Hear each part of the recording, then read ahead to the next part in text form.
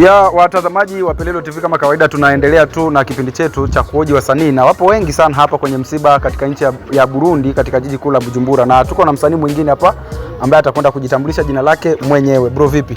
Poa. Mambo anasemaje? Salama. Na pole kwanza. Okay, thank you very much. Jina lako unaitwa nani? Ya, umeonekana kwenye msiba, na huu msiba wewe umeupata wapi na ulikuwa sehemu gani? Mimi niko Bujumbura.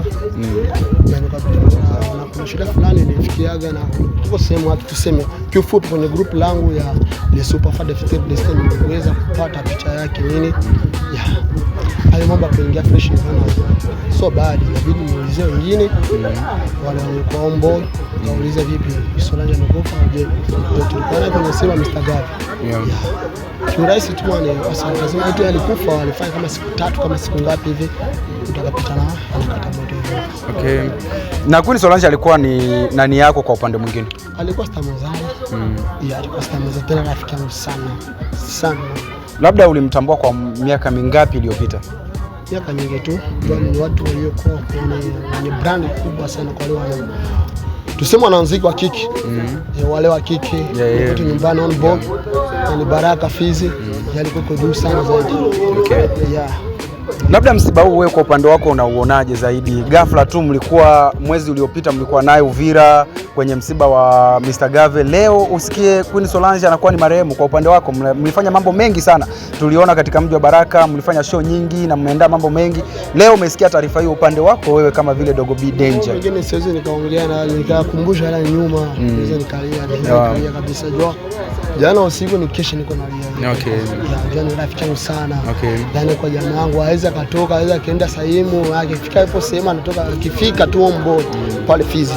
Aweza kuongea mambo mawili matatu bila kunipigia simu wala kuniongelesha nini.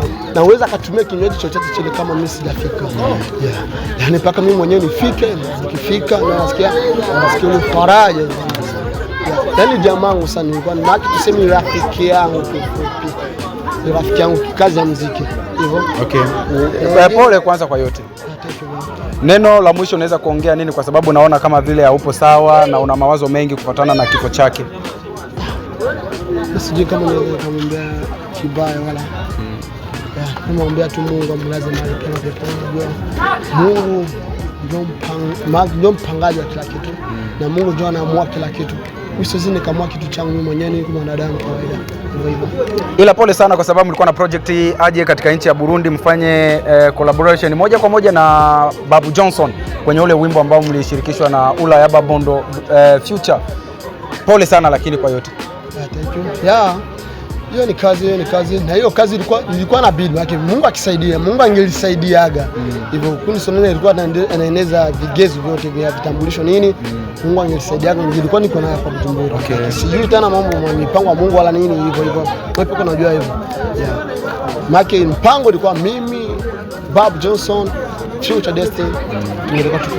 Okay. Hivyo tena msiweze kupanga mambo yangu. Mungu mwenyewe ndiye anaamua. Haya basi, pole sana na tuko pamoja. Asante sana.